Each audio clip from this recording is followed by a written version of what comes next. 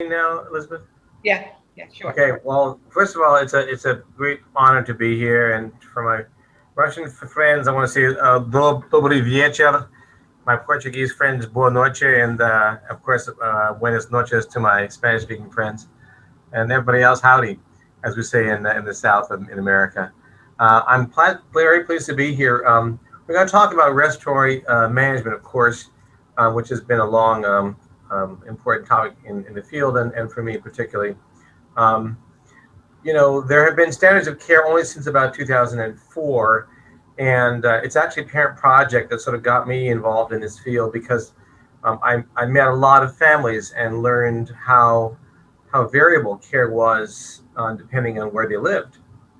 And so working with Pat Furlong, we decided to go ahead and get some care guidelines, and we published those in 2004 in the American Thoracic Society's journal called AJRCCM, and that's freely available online if anyone wants a copy. And of course, it's been translated into more than one language. And I put this slide up not to say that, hey, my paper is in Italian, but to say that this has worldwide acceptance, and that it doesn't matter where you live, the approach to the disease should be the same. And that there's a lot of very helpful solutions out there, and it should not matter where in the world you reside. That good care is good care. The standards of care have been updated in 2010 and 2018. All references are available, freely available, and I can give you a copy if you can't find them. The most recent update is 2018. And we're trying to simplify the criteria for assisted coughing and assisted ventilation, and the idea of starting therapy with higher levels of function. The major approach is preventive. We want to avoid a crisis. I do not want to meet a patient with muscular dystrophy in the intensive care unit. I'd like to meet you as an outpatient. We also, what's new in the 2018 update is the idea of lung volume recruitment, which is the idea of trying to to push air into the lungs, to pop the lungs open and to stretch the chest wall muscles. But Duchenne patients and Duchenne parents are really who we thank for the standards of care, because if it wasn't for parents advocating for better care, these standards would not exist. The basics of standards of care is that all patients with muscular dystrophy should have access to subspecialty care. It's not just pulmonology, of course, cardiology and orthopedic surgery and nutritional support and occupational and physical therapy. All kinds of people are part of this care team. We're trying to standardize the approach to testing so that everyone is getting the same kind of testing. And in my field, it's pulmonary function testing that should be done on a semi-annual basis in anyone over age 10.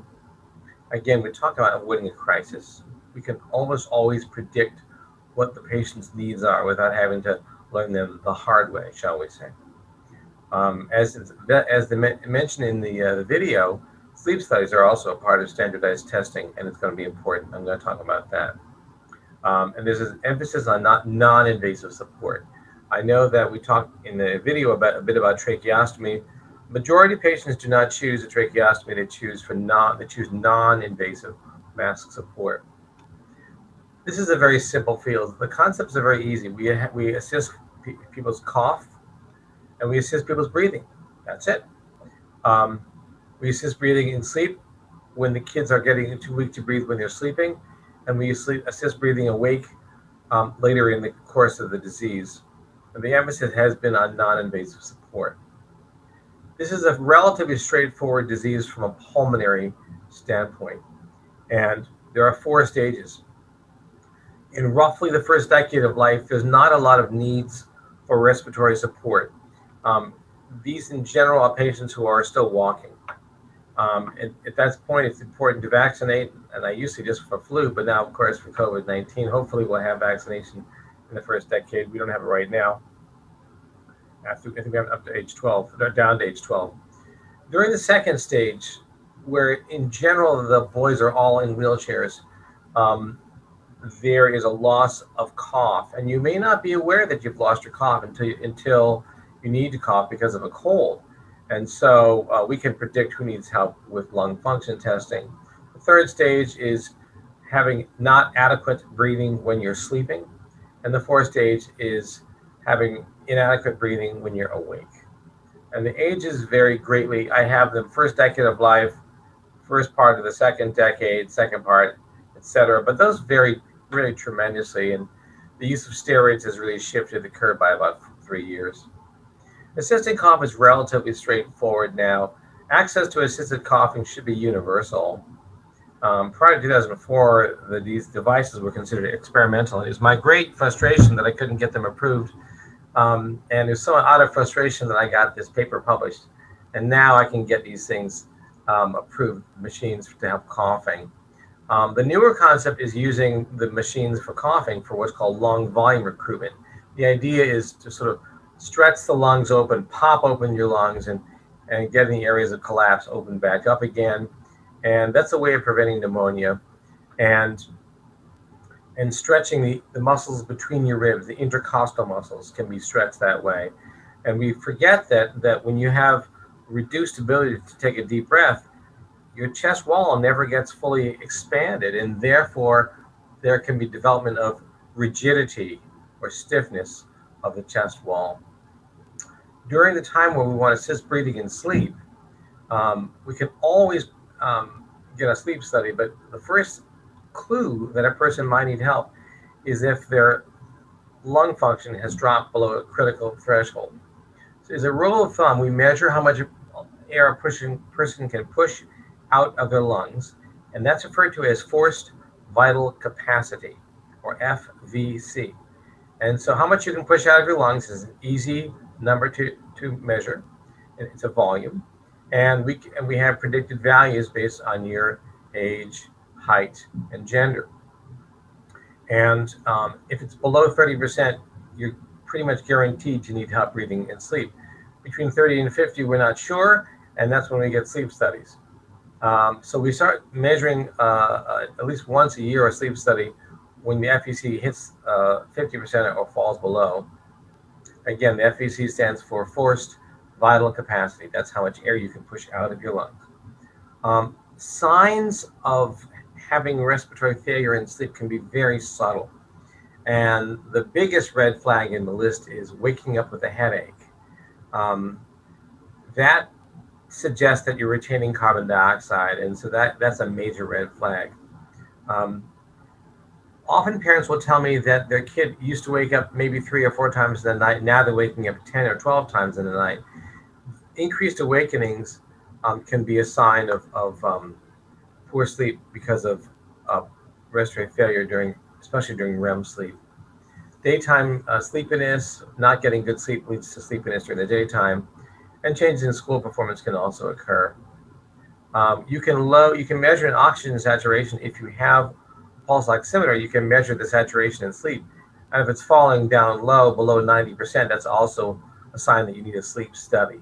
But a home pulse oximetry is not a substitute for a sleep study. What we look for is a high level of carbon dioxide in the blood on a sleep study, which can be measured as exhaled or what's called transcutaneous, or having it measured right across your skin. And that tells us, and we also look at what stage you're in, what stage of sleep you're in. This is a paper from 1995 by Liger, and it shows that every patient with muscular dystrophy, save one in this cohort, who had an FVC below 30% needed help with breathing and sleep. And so if you look on the screen, you'll see that there are X's, those are Duchenne patients. And the box with an X around it means they needed BiPAP or breathing support during sleep. Whereas the SMA2 patients the number did not predict. It's very interesting to me how very, very different these two populations are. I always warn parents to be very nervous about someone trying to give their child oxygen. Doctors have a natural tendency to reach for an oxygen mask when they see a person with low oxygen saturation on a pulse ox. Saturation is 88. They say, well, give them oxygen. Makes sense. The problem is that can be dangerous. if you give someone too much oxygen, you will suppress their body's drive to breathe, and that can lead to respiratory failure. And if you fall asleep and you stop breathing, we have big problems. So we do not want a person who's in borderline respiratory failure to stop breathing altogether.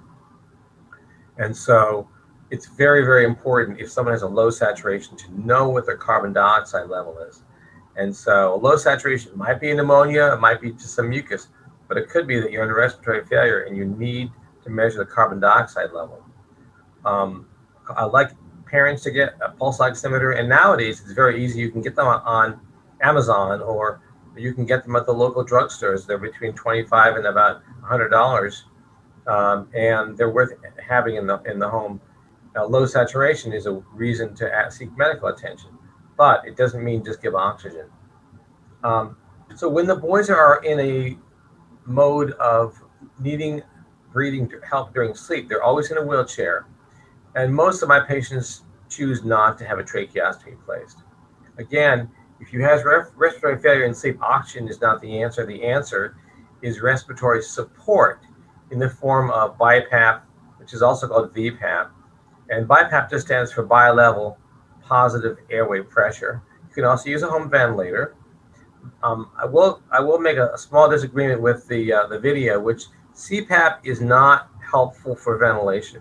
CPAP only keeps your airway open. So people who snore use CPAP because it opens up their airway. But BiPAP actually helps you breathe. CPAP just keeps your airway open. CPAP stands for constant positive, as opposed to bilevel positive airway pressure. So the key thing is to get a sleep study to know how much support you need. And so we give not too little and not too much support. The key thing is the mask has to fit. There are many interfaces: nasal, nasal oral, full face mask, nasal pillows. And if the mask is uncomfortable, the kids will tear it off their face.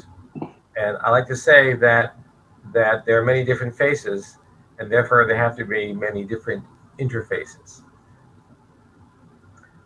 There are many ways of breathing, and on this slide here you can see that there's oronasal, nasal pillows, full face mask.